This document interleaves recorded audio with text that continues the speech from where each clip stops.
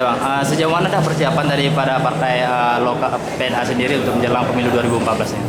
Alhamdulillah, persiapan daripada semua suku apabila kita lebih mengembangkan struktur partai itu kuat. Caleg itu ada yang para caleg itu mulai. Nah, mengenai pemilihan untuk presiden sendiri itu mengarah lebih ke kemana nih? Berkiblat kemana kira-kira? Dari partai yang sendiri nih? Ya benar.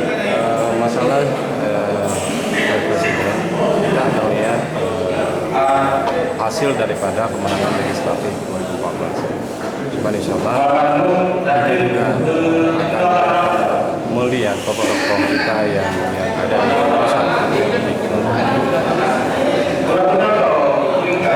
ada partai dari tokoh kita yang ada di posisi baik nomor 1 atau 2, kita akan membantu.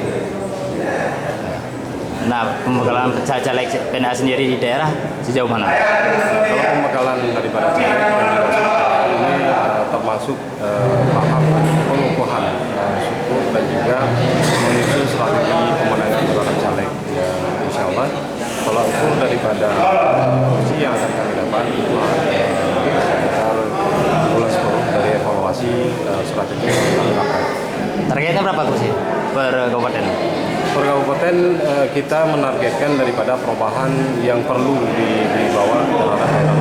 Jadi tetap kita di posisi ketua dewan gitu.